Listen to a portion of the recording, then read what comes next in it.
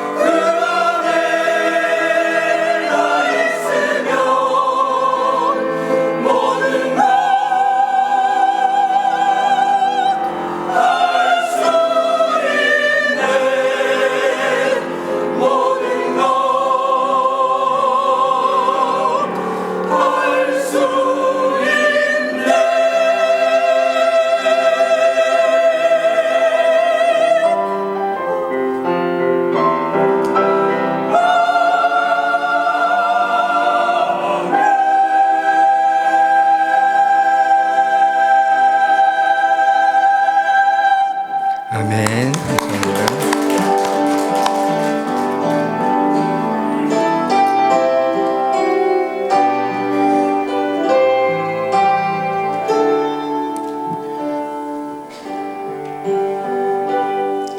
내 손을 주께 높이 듭니다. 내 찬양 받으신 주님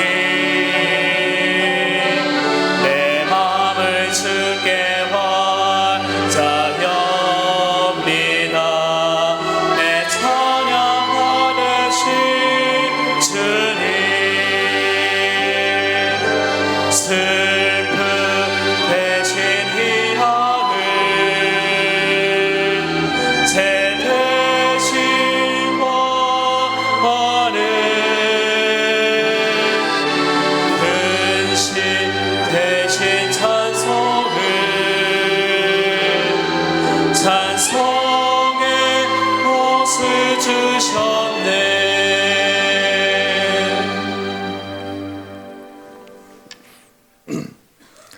애통하는 자들이 누구일까 생각해 봤습니다.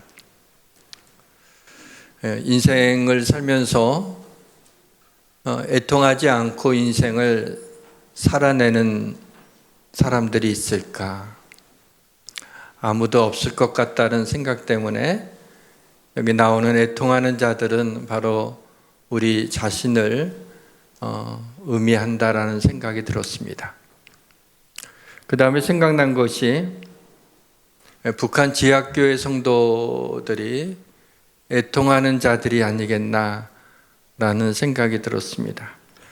북한에서 탈출해서 한국에서 목사님이 되신 그 분이 있는데 그분의 말에 의하게 되면 북한에는 실제로 지하교회 성도들이 꽤 많이 있다고 합니다. 대부분 밤 12시간 넘어서 많은 사람들이 잠들었을 때 이불을 뒤집어 쓰고 기도하거나 아니면 소리 내지 않고 이렇게 찬송을 그 가사를 보면서 입만 뻥긋뻥긋 하면서 내지 않고 찬송을 이불 속에서 부르고, 그리고 몰래 두었던 성경을 꺼내서 흐린 빛 아래서 읽는다고 합니다.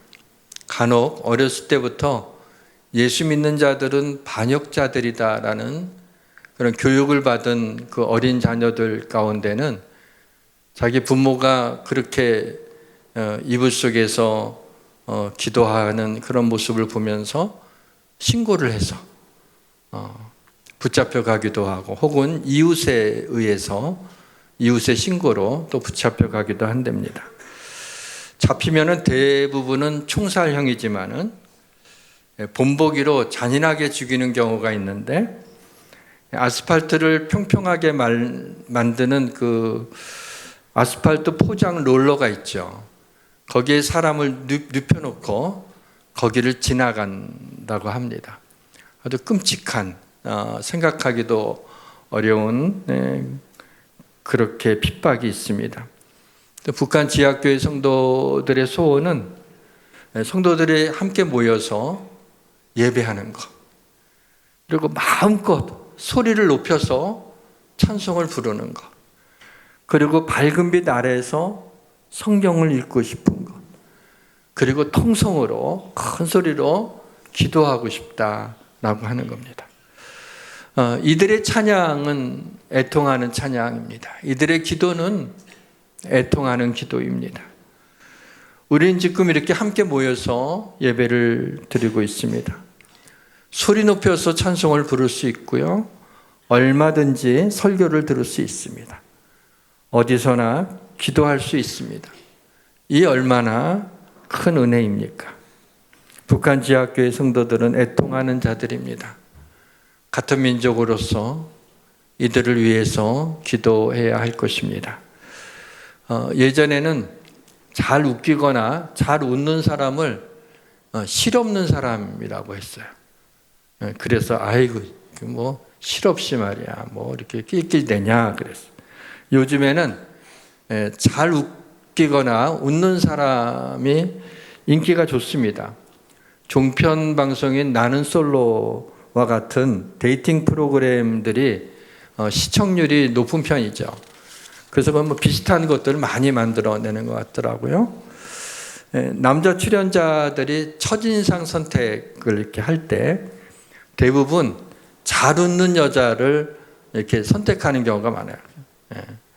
그리고 여자 출연자들에게 인기 있는 남자 출연자는 유머가 있는 사람이라고 그렇게 얘기합니다. 이러한 시대에 사는 우리는 애통하는 자가 복이 있다라는 말씀이 가슴으로 이렇게 쉽게 와닿지를 않습니다. 성경에는 역설적인 진리가 많이 있죠. 내가 약할 때 곧 강함이라, 이런 말씀처럼. 특히 세상 논리를 비틀고 있는 팔복은 더 역설적입니다. 애통하는 자가 복이 있다, 이 말씀을 이해하기 힘듭니다. 애통하는 자가 정말 복이 있습니까? 애통하는 자가 위로를 받게 될 것이다라고 하는 약속이 과연 그렇게 애통하고 슬퍼하는 자들에게 위로가 됩니까? 그럴 수 없습니다. 그런데 예수님이 말씀하셨기 때문에 그럴 수 있을 것이라고 하는 믿음을 갖고 오늘 말씀을 풀어나가고자 합니다. 성령 하나님께서 우둔한 종의 입술을 지켜주시고 사랑하는 성도님들에게 은혜를 베풀어 주시기를 주님의 이름으로 축원합니다. 모든 것이 잘 될 것입니다. 모든 것이 잘 될 것입니다. 네. 성경에는 슬픔을 나타내는 단어가 한 9가지 정도가 있습니다. 그 중에서 오늘 본문에 나와 있는 이 애통이라고 하는 단어가 가장 강도가 높은 그런 슬픔입니다. 애통은 헬라어로 펜테오라고 합니다. 그 뜻이 뭐냐면 창자가 끊어질 것 같은 아픔을 펜테오라고 얘기합니다. 인생을 살면서 가장 큰 고통이라고 한다면 자녀를 잃어버리는 고통이 아마 가장 큰 고통인 것 같아요. 바로 그런 고통을 애통이라고 얘기를 합니다. 애통하는 자는 눈물이 시냇물처럼 흐르는 사람입니다. 근데 눈물은 하나님의 선물입니다. 눈물이 없으면 안구 건조증에 걸려서 눈이 아파요. 눈물은 감정을 순환시켜주고 사람을 감동시키죠. 그래서 눈물이 많은 사람은 정서 체계가 건강하다고 하는 그런 연구 결과도 있습니다.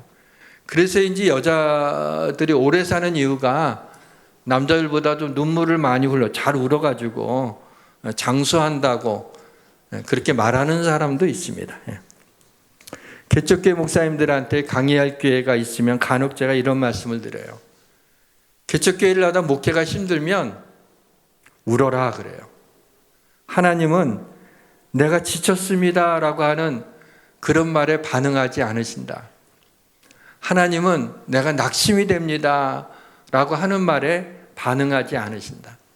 하나님은 내가 지쳤을 때 하나님 지쳤다고 그러니까 힘을 달라고 나에게 힘을 달라고 그렇게 울면서 하나님 앞에 부르짖을 때 하나님이 반응하신다고. 하나님은 내가 낙심되었을 때 낙심 가운데 있는 게 아니라 나에게 소망을 달라고 그렇게 울면서 하나님 앞에 구하라. 그러면 하나님이 반응하신다라는 말씀을 드립니다.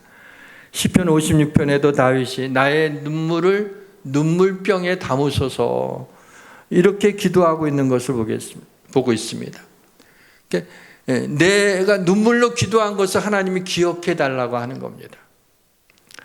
저는 우리 성도들 가운데 몸이 너무 아파서 어쩔 줄 모르는 분들의 아픔을 압니다. 저는 우리 성도들 가운데 재정적인 어려움으로 빚진 것으로 인해서 어쩔 줄 모르는 그런 고통을 압니다. 저는 우리 성도들 가운데 남한테 말할 수 없지만은 남 보기에는 그렇듯해 보이지만은 큰 근심이 있고 마음에 눌린 불안함으로 인하여서 어찌할 줄 모르는 그런 두려움을 압니다. 왜 믿음으로 살려고 하는 사람들에게 그러한 우리 성도들이 이러한 아픔과 고통을 당해야 하는지 그 이유를 알 수가 없지만은 길이 없는 것은 아닙니다. 우십시오. 사람에게 징징대지 말고 하나님 앞으로 달려가 아무도 없는 예배실에서 십자가의 조명 아래에서 하나님 앞에 우시기를 바랍니다. 우는 이유가 중요하지 않습니다. 신세 한탄을 하면서 우셔도 되고요. 서러워서 울어도 됩니다. 아니면 힘들어서 우셔도 됩니다. 무슨 이유 때문에 우느냐가 중요한 게 아니라 누구 앞에서 우느냐가 중요한 거예요. 하나님 앞에서 하나님을 불러놓고 하나님 앞에서 여러분의 모든 걸 쏟아놓으며 눈물로 기도하시길 바랍니다. 아이들이 때를 쓰면 부모가 안 들어줄래다도 하도 떼쓰니까는 들어주기도 합니다. 하물며 우리의 아픔과 고통과 두려움을 갖고 있는 우리의 기도에 하나님이 응답하시지 않겠습니까? 너는 내게 부르짖으라 내가 내게 응답하겠고 내가 알지 못하는 크고 은밀한 일을 내게 보이리라. 하나님이 얼마나 답답했으면 IQ 68 되는 사람도 알아듣게끔 너는 내게 부르짖으라 내가 내게 응답하겠다고 단순하지만은 강하게 말씀하고 있지 않습니까? 이렇게 약속하신 하나님이 우리의 마음의 고통과 슬픔과 아픔과 두려움을 물러나게 하시지 못하시겠습니까? 하나님의 명령을 받은 이사야 선지자가 히스기야 왕한테 예언을 합니다. 내 집에게 유언하라. 내가 죽고 살지 못하리라. 그렇게 이야기를 합니다. 히스기야 왕이 하나님의 선지자의 그 사형 선고와 같은 예언을 듣고 벽 앞에 앉아서 심히 통곡하며 기도를 합니다. 그때 하나님이 응답하셨습니다. 하나님 여호와께서 이같이 말씀하시기를 내가 내 기도를 들었고 내 눈물을 보았노라. 물론 기억해야 할 것은요, 하나님은 내가 생각한 시간에 내가 생각한 방법으로 응답하시지는 않는 것 같아요. 근데 하나님은 하나님의 시간에 하나님의 방법대로 우리가 생각하고 구한 것보다 더 좋은 것으로 응답하시는 하나님이심을 믿으시기를 주님의 이름으로 축원합니다. 독실한 기독교 신자인 윤동주 시인이 팔복이라고 하는 시를 썼습니다. 슬퍼하는 자에게는 복이 있나니, 슬퍼하는 자에게는 복이 있나니, 슬퍼하는 자에겐 복이 있나니, 슬퍼하는 자에겐 복이 있나니, 슬퍼하는 자에겐 복이 있나니, 슬퍼하는 자에겐 복이 있나니, 슬퍼하는 자에겐 복이 있나니, 슬퍼하는 자에겐 복이 있나니 저희가 영원히 슬플 것이요. 손가락으로 셌습니다. 제가 8번. 이 팔복입니다. 여기 사진을 보시게 되면은 이거는 윤동주 시인의 유필 원고입니다. 거기 보면 지운 자국도 있죠. 그것도 그대로 되어 있습니다. 왜 윤동주 시인이 저희가 슬플 것이요 라고 하는 그걸 썼다가 그걸 왜 지웠을까? 또 저희가 위로함을 받을 것이며 라고 썼다가 그걸 왜 지웠을까? 그리고 저희가 영원히 슬플 것이요 라고 왜 그런 글을 썼는가? 그냥 성경대로 저희가 위로함을 받을 것이며 하게 되면은 제가 이해하기가 좀 쉬울 텐데 영원히 슬플 것이라고 하니까 가슴이 쿵 내려앉는 거예요. 범인인 저로서는 그 뜻을, 그 깊은 뜻을 알기가 어려웠습니다. 그래서 윤동주의 시를 연구하는 그 학자들이 있더라고요. 그분들의 도움을 좀 받았습니다. 이런 해석들이 있어요.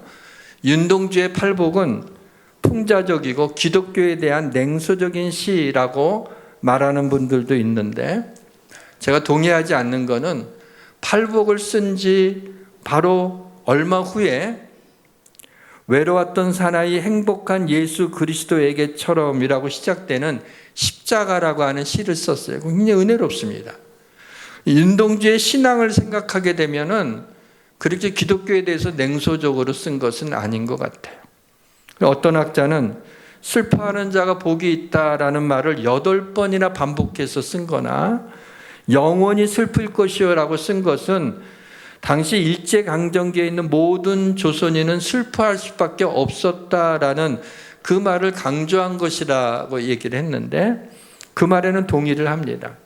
그러나 그것은 이 시를 쓰게 된 배경일 뿐이지 윤동주가 이 시를 쓴 목적은 아니라는 생각이 들었어요. 저에게 가장 마음에 와닿은 해석을 제가 보게 됐는데요. 윤동주의 팔복은 심각한 비극적 아이러니다. 이 시에는 독한 역설이 있다.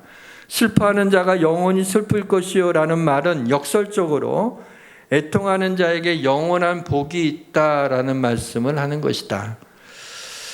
애통하는 자가 복이 있나니 그들이 위로를 받을 것이며 라고 하는 이 말씀 자체가 역설이잖아요. 이 역설은 역설로 해석하는 것이 맞는 것 같습니다.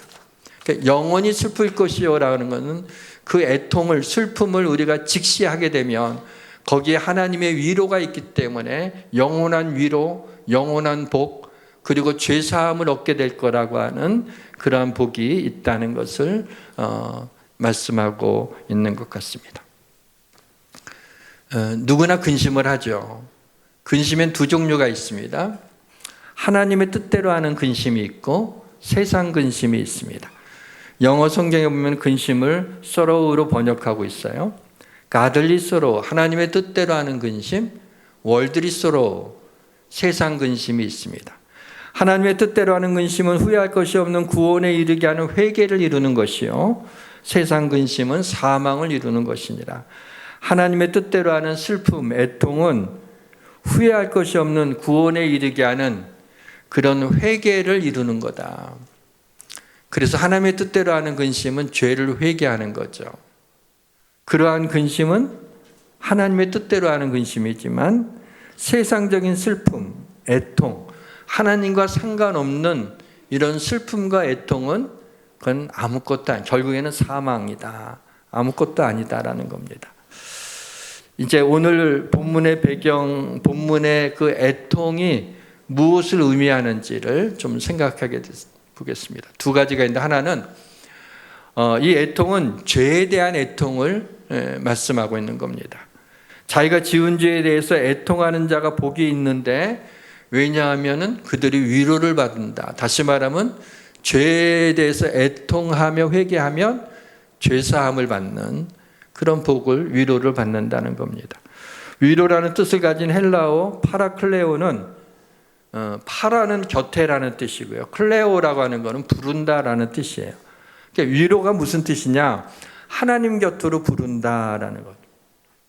여러분 많이 들어보셨죠? 파라클레이토스, 이게 성령이에요.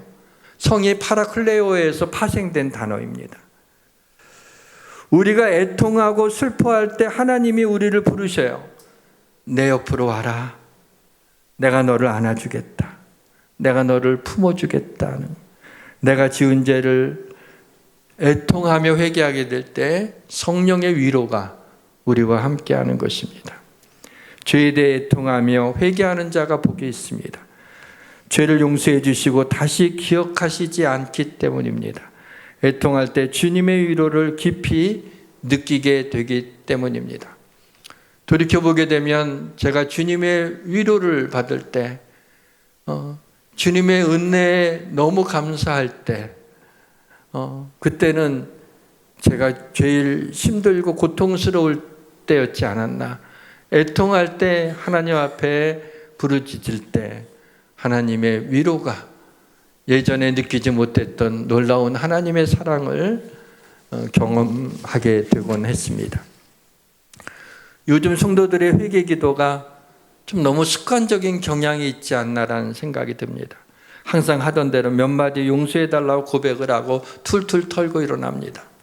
가슴에 진정 애통하며 회개하는 심령이 없이 고백한 것이 용서받을 수 있을까요?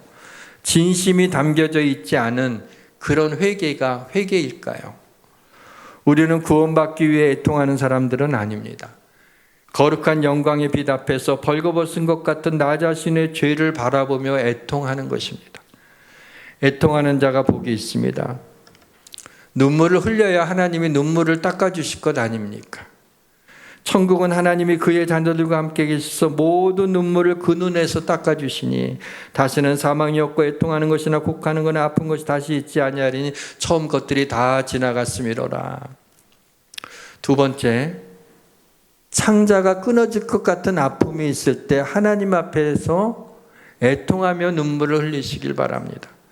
하나님이 그를 긍휼히 여기시고 그 눈에서 흐르는 눈물을 닦아주시고 위로해 주실 것입니다. 신앙생활을 그동안에 하시면서 기도하다가 우신 적이 있습니까?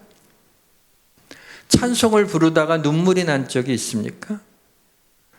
단 한 번도 눈물을 흘리신 적이 없다면 아직 신앙의 본질 속에 들어오셨다고 보기가 어렵습니다. 신앙생활을 한 단계 업그레이드 시키기 위해서는 눈물을 흘리셔야 됩니다. 제가 신학생 때였습니다. 따뜻한 봄날 오후, 강의실이 좀 컸었는데 102호 강의실이에요. 거기에 특별히 제가 갈 데가 없었어요. 그래서 텅 빈 강의실에 저 혼자 책상에 걸터 앉아서 그냥 무심코 창밖을 바라보고 있다가 심심해서 손에 마침 찬송가가 들려 있어서 그냥 1장부터 아는 찬송을 부르기 시작했습니다. 제가 음치니까 듣는 사람이 한 사람이라도 있었으면 아마 부르지 않았을 겁니다. 그렇다고 내 찬송을 하나님이 들으실 것이라고 하는 믿음으로 부른 것도 아니었어요. 그냥 심심해서 불렀을 뿐입니다. 1장에 만복의 근원 하나님은 이걸 시작이 돼요. 1장부터 이제 부르기 아는 찬송들만 부릅니다.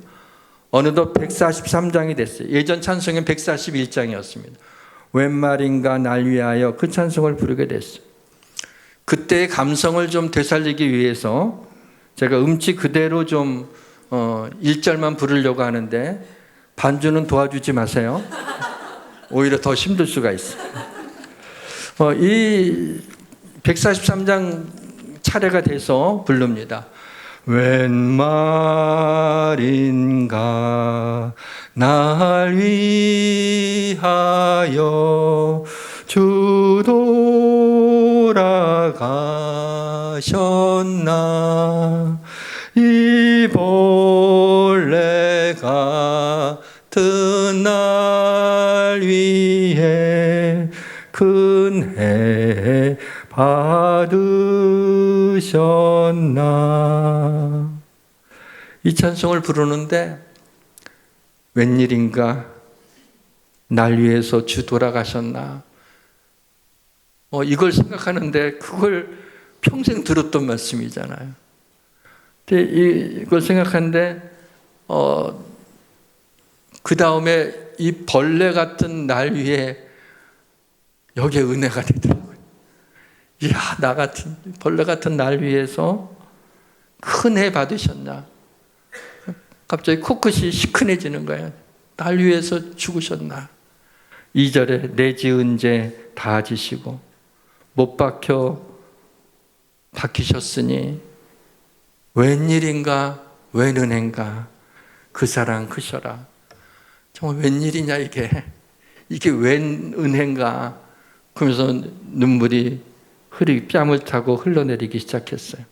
3절에 주 십자가 못 박힐 때 그 해도 빛이 잃고 주님 못 박힐 때 어두워졌던 그 장면이 생각하고 날 위해서 그렇게 죽으셨다니 하고 눈물이 많아지기 시작했어요. 그 밝은 빛 가리워서 캄캄케 되었다. 4절에 나 십자가 대할 때 그 일이 고마워 내 얼굴 감히 못 들고 눈물 흘리도다. 지금 눈물 흘리고 있는데 고개도 못 들고 눈물 흘리고 있는데 이 4절 찬송을 부르면서 그냥 나를 얘기하는 것 같아요. 그런데 5절이 더 놀랐어요. 늘 울어도 눈물로써 못 갚을 줄 알아. 나한테 말씀하시는 거야. 너 눈물 흘린다고 갚는 거 아니라만 못 갚을 줄 알아. 몸밖에 드릴 것 없어 이 몸 바칩니다. 그래갖고 그때 그냥 엉엉 울면서 제가 학교 뒷산이 있었는데 막 뛰어오르듯이 제가 올라가서 나무를 잡고 기도하려고 이렇게 생각을 한 거예요. 당시 신학생들 사이에서는요, 나무를 잡고 기도하다 나무 뿌리를 뽑았다고 하는 그런 말이 무용담처럼 그렇게 들려졌던. 기도를 하면 그 정도 기도해야 된다. 참 인간이 어쩔 수 없는 것이요. 제가 지금 막 울면서 막 은혜 충만할 때 아니에요. 그런데 나무를 붙잡고 나도 기도할 생각. 그게 참 머리 박혀 있었나 봐요. 근데 그 와중에도 제일 뽑힐 만한 가느다란 나무. 이거를 내가 찾고 있는 거예요. 아니 지금 그거 나무 차들 그때 생각하니까 또 그런 계제냐 말이죠. 그런데 하면서 숲속에 조금 더 들어가서 이렇게 바깥쪽에는 없더라고요. 그래갖고 제일 가느다랗게 생긴 거 찾았어요. 그걸 붙잡고 정말 기도를 했어요. 그냥 기도하진 않았죠. 흔들면서 뽑아야 되니까 흔들면서 기도를. 근데 아무튼 열심히 기도한 건 맞아요. 진심으로 막 진짜 울면서 막 기도했어요. 얼마나 기도했을까? 한 2시간 정도 이렇게 기도한 것 같은데 나무 뿌리를 뽑았을까요? 못 뽑았을까요? 뽑았어요. 결국 나무 뿌리를 뽑고 나서야 이제 기도를 마치고 뒷산에서 내려오는데 정말 감사하고 기뻤습니다. 나무 뿌리를 뽑아서가 아니라 벌레 같은 나에게 이 하나님의 은혜가 임한 것이 너무 기뻤어요. 눈물은 온통 흘려가지고 손으로 대강 닦았지만은 그 눈물 때문에 창피한 것도 모르겠어요. 너무나 그냥 그때 그 천국 같은 그런 마음이었어요. 눈물을 흘리는데 천국 같았어요. 우리의 신앙은 눈물을 먹고 자라납니다. 눈물 골짜기를 지나가면서 그곳에 있는 많은 은혜의 샘으로 우리의 마른 신앙을 적시울 수 있습니다. 애통하는 기도 소리에 예수님이 찾아오시는 발걸음 소리를 들을 수 있습니다. 삶이 곤고하고 죽고 싶을 때, 그래도 죽을 순 없으니까 하나님 아버지 불러놓고 목 놓아 우시기를 바랍니다. 눈물 닦지도 말고 엉엉 우시기 바랍니다. 그러면 하나님의 위로가 임할 것입니다. 사랑하는 성도 여러분, 우리가 아무리 힘든 일을 당하고 슬픈 일을 당하고 사람은 우리의 위로가 되지 못하고 힘이 되지 못하지만 주님은 내 곁에 서서 내게 눈물을 닦아주실 뿐만 아니라 나에게 힘 주시고 모든 악한 일에서 건져주실 줄 믿으시길 주님의 이름으로 축원합니다. 우리의 믿음의 선배들은 예배당에서 눈만 감았다 하면 눈물이 쏟아져 내렸습니다. 자기 죄를 놓고 통곡하며 예수 믿지 않는 식구들을 위해서 목 놓아 울었고 나라를 위해서 부르짖었습니다. 눈이 퉁퉁 붓도록 기도했고 목이 쉴 정도로 기도했습니다. 성경에는 눈물 자국이 선명했고 나무 강대상은 찬송을 부를 때 하도 손으로 세게 쳐서 뽀개질 지경이 되었습니다. 결국 하나님은 이 나라와 민족을 축복해 주셔서 7, 80년대 고도의 경제 성장을 이루었고 지금은 이 세계에서 10대 손가락 안에 뜨는 그런 무역 대국이 되게 하며 잘 살게 하셨습니다. 한국교회는 젖은 눈의 목사, 젖은 눈의 성도가 필요합니다. 햇빛만 쏟아지면 사막이 되듯이 눈물 없는 인생은 사막과 같습니다. 눈물은 신앙의 깊이를 더해줍니다. 눈물 골짜기를 통과하면서 신앙이 성숙해지는 것입니다. 죄에 대한 애통의 눈물이 맺힐 때 십자가의 주님이 보입니다. 은혜에 대한 감사의 눈물이 맺힐 때 부활의 주님이 보입니다. 주님의 사랑에 대한 감격의 눈물이 맺힐 때 영광의 주님이 보입니다. 예수님은 우리가 생각하는 복의 의미를 바꾸어 놓았습니다. 애통하는 자는 복이 있나니 그들이 위로를 받을 것이며. 사무엘상 1장에 보시면 한나 얘기가 나옵니다. 엘가나에게는 한나와 분인나라는 두 아내가 있었습니다.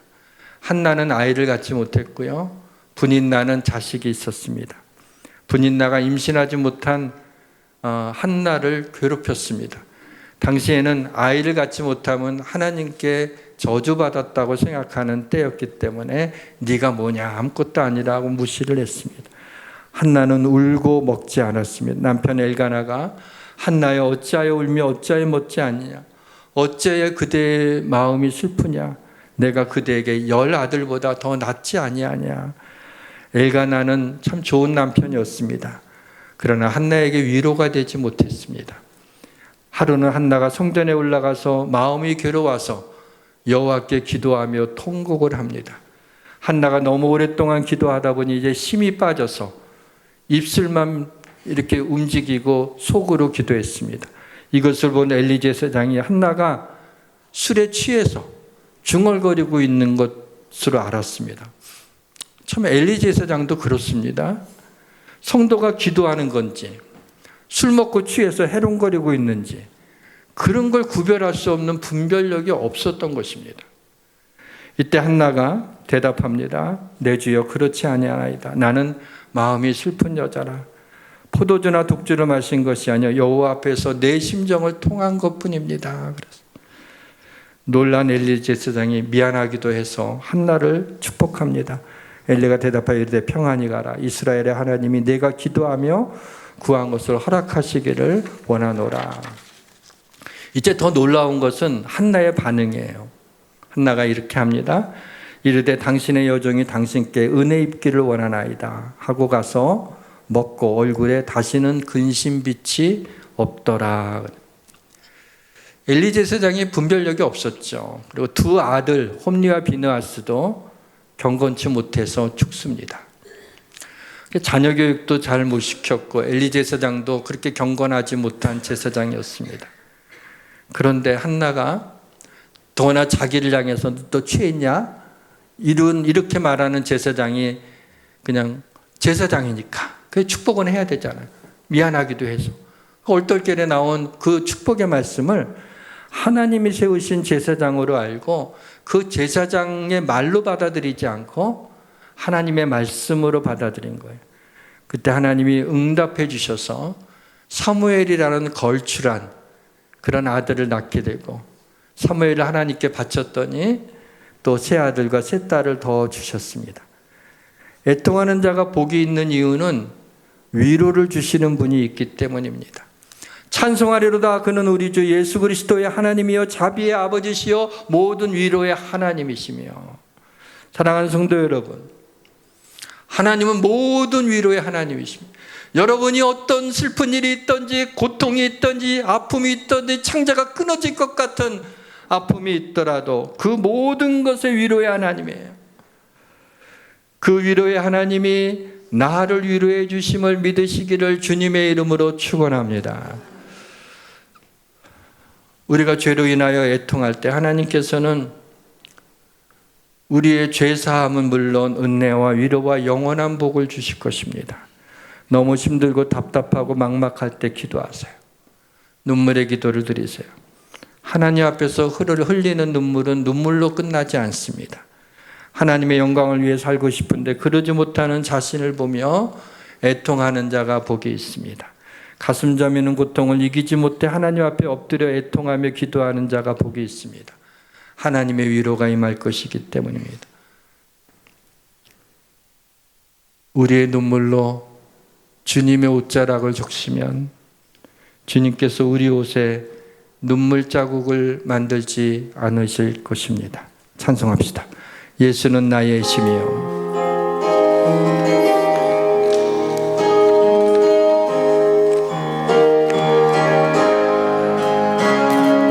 예수는 나의 힘이요 내 생명 되시니 우주 예수 떠나 살면 죄 중에 빠지니 눈물이 앞을 가리고 내 맘에 근심 쌓일 때 위로하고 힘주신 주 예수. 예수는 나의 힘이요 예수는 나의 힘이요 내 소망 되시니 이 세상을 떠나갈 때 곧 영생 얻으리 한없는 복을 주시고 영원한 기쁨 주시니 나의 생명 나의 기쁨 주 예수. 눈물이 앞을 가리고 내 마음에 근심이 쌓일 때 위로하고 힘주실 이는 주 예수 그리스도뿐입니다. 우리 주님은 나의 주님이 되심을 감사합니다. 이 땅에 힘들고 애통하는 고통 가운데 있는 자들이 많지만 하나님 앞에 나와 부르짖을 때 눈물로 기도할 때 하나님 오셔서 위로해 주시고 감싸 주시고 부둥켜 안아 주시고 품어 주셔서 그 슬픔이 지나갈 뿐만 아니라 슬픔이 희락으로 기쁨으로 교환되게 하여 주옵소서. 아멘. 예수님의 이름으로 기도합니다. 아멘. 아멘.